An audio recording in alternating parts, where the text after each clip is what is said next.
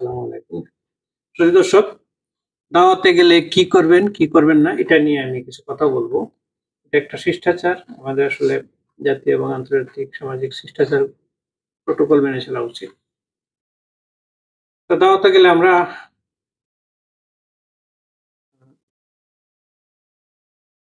আমি রিদা মুনাম হকের লেখা থেকে আছে। ঈদের মৌসুমে দাওয়াত থাকবেই। কিন্তু দাওয়াতে সেজেগুজে ফুল আর মিষ্টি নিয়ে হাজির হলেই চলে না। কিছু বিষয়ে সচেতন থাকাটাও জরুরি। দাওয়াতে যাওয়ারও কিছু আদব কায়দা রয়েছে যেমন নিতে পারেন। দাওয়াতে গেলে কি করা দরকার, কি করা ঠিক না। দাওয়াত নিশ্চয়ই ঈদের আগেই পাবেন। কোন দিন এবং কোন সময় তা জেনে নিন।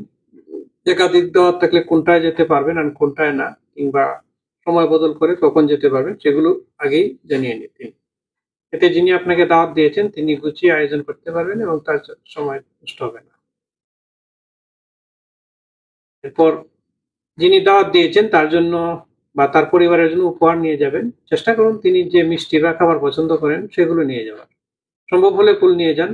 আর যদি অপরিচিত কারো বাসায় ১ম দাওয়াতে যান, তাহলে এমন কিছু নিয়ে যান যেটা তার ব্যবহারের উপযোগী হবে।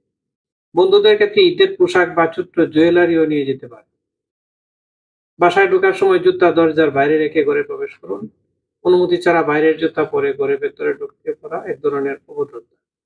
প্রয়োজনে যার বাড়িতে যাবেন তার কাছে ঘরে পরার স্যান্ডেল চেয়ে নিতে পারেন।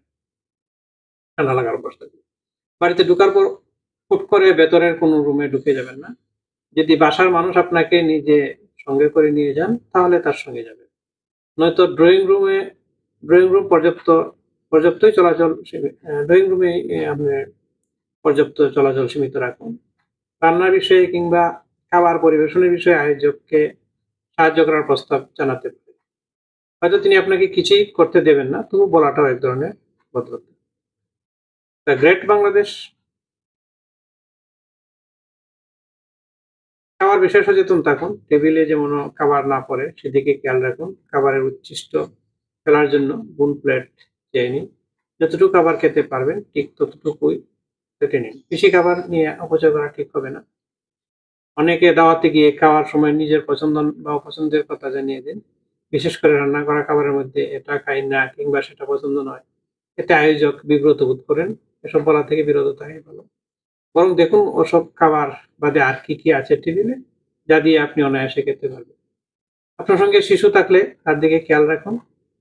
কেননা যে বাড়িতে গেছেন সেই বাড়ির কোনো কিছু ক্ষতি করে না। যাতে যাতে ক্ষতি না করে সেদিকে খেয়াল রাখতে হবে। শিশুকে বুঝিয়ে বলুন, কারো অনুমতি ছাড়া কোনো জিনিস ধরতে বা নষ্ট করতে নেই। ফিরে আসার সময় যিনি দাওয়াত দিয়েছেন তাকে ধন্যবাদ জানান। তাকে আপনার বাড়িতে নিমন্ত্রণ করতে পারেন। বাড়িতে ফিরে তাকে জানান তিনি আপনার দিনটি সুন্দর করে দিয়েছেন। আর আপনিও ঠিকমতো বাড়িতে পৌঁছে গেছেন। আজকের পত্রিকা থেকে আমি এটি পড়েছিলাম। ধন্যবাদ সবাইকে।